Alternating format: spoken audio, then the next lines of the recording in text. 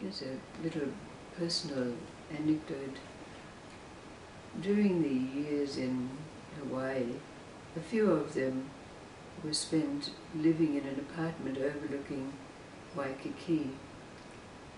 And for a short while, a young woman came to live in the apartment next door, and she lived in total darkness. The shutters were always down, and she played loud music day and night. So one day I went to ask her very politely if she would mind turning the music down because it was disturbing my meditations.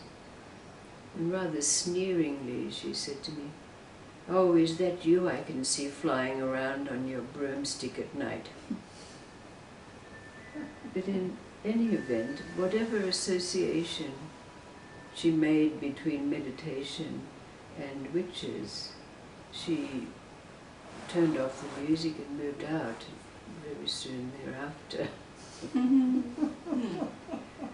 And it kind of leads into recognizing that these stories that are told are somewhat like the wonderful teas that Jaya makes. You take several or more ingredients and you put them in a pot and brew them up, and you come out with a brew that nurtures and does what it does in our bodies, and really that's what the stories are about. So there's a story about this King Akbar that was mentioned the other day, and it so happened that a troupe of poets and musicians came to the court of King Akbar from a very far distant land, and they regaled King Akbar and his court with rhymes which were lauding King Akbar and his attributes, what a wonderful monarch he was, how brave he was, what a conqueror he was, how kind he was to his people. So as a reward, King Akbar gave this troop lots of gold and jewels, and they were so overwhelmed by his generosity that before departing, they got together and made up a rhyme, the chorus of which kept saying that King Akbar was greater than God.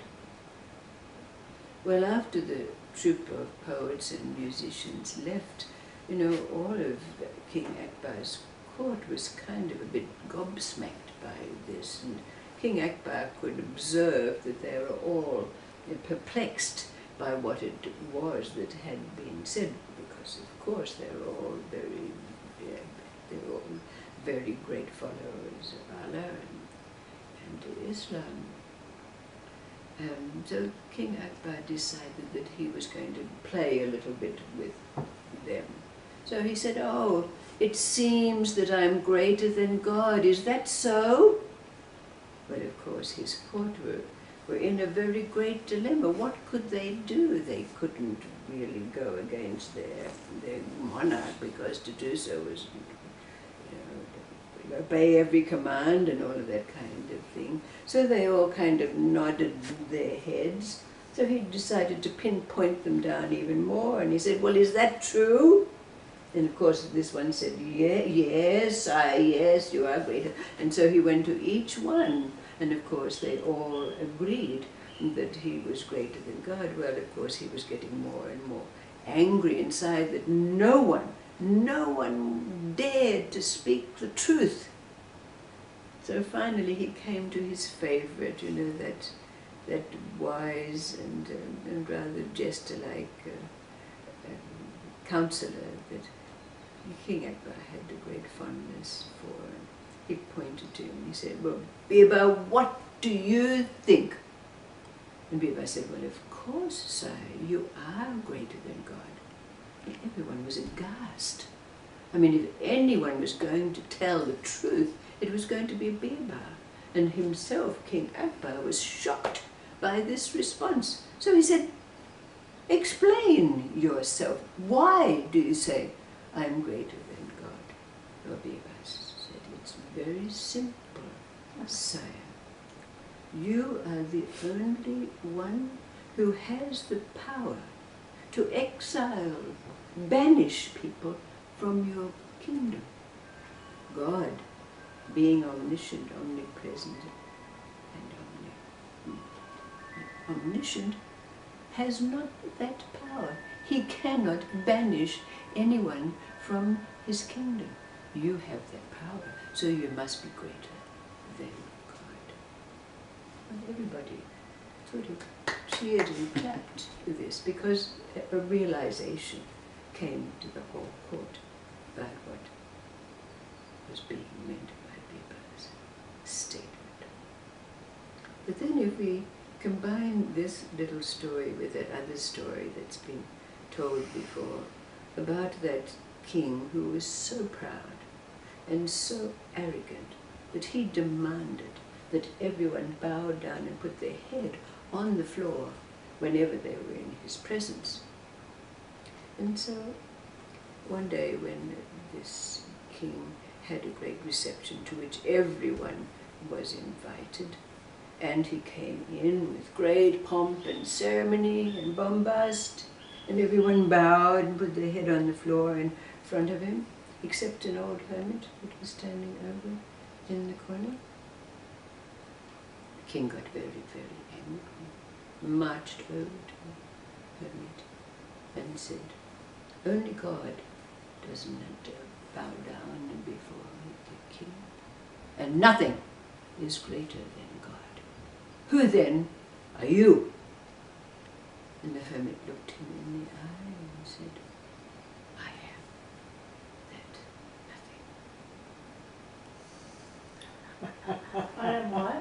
That nothing.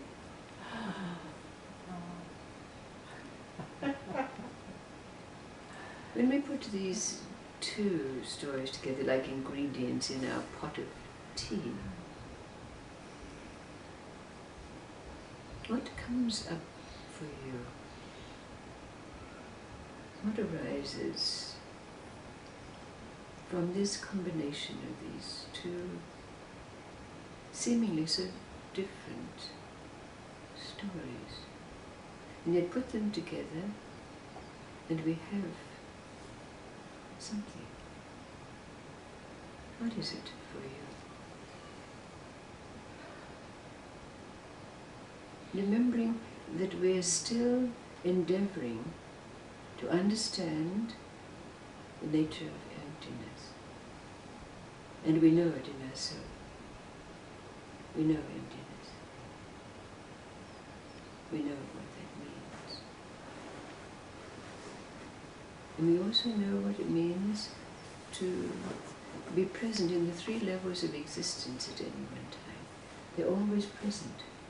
Nitty-gritty, cause and effect, interaction with people, our intuition and awareness of what it is that's going on behind the words, and that embracing of interrelatedness, oneness of life. They're always present in our life now when we're present. So this and emptiness, like these two stories when we put them together, how do they work? What do they come up with? What do they bring about in our daily life?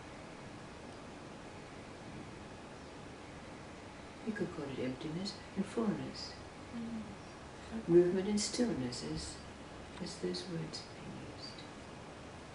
How do they go together? Put these two stories together and we have a clue how it works in ourselves.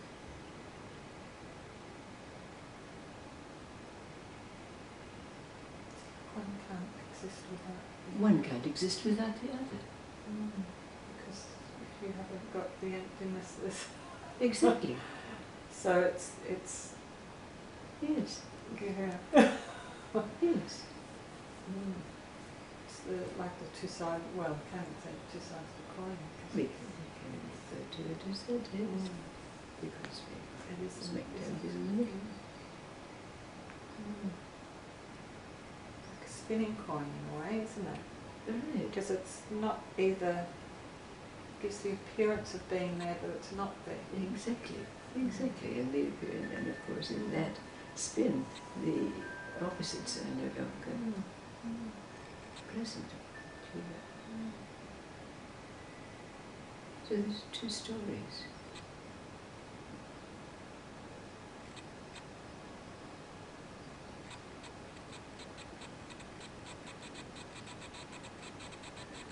Because we do have that power of mind. We can banish our thoughts. We can banish a person. I don't want to see that. I don't want to have anything to do with it anymore. And yet at the level of we like this, we know that we can't. Everything's one. How does it go together?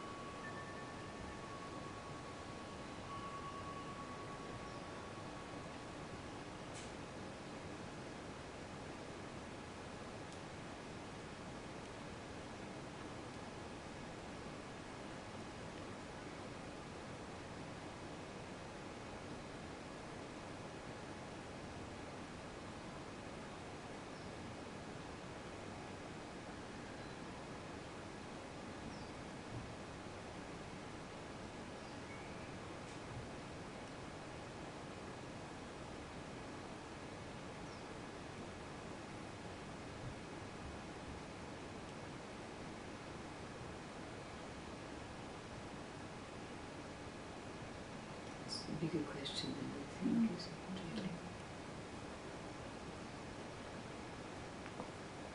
It's a bigger question. There was fear and fearlessness in the second story, and wisdom as well, part of it, but I can't really explain it. Yes. Because the person who answered at the end who God was, Yes. he had some wisdom in what he was saying. Yes. The other people just reacted out of fear. Yes. And there was no fearlessness Yes. in the old hermit in the same story. Mm.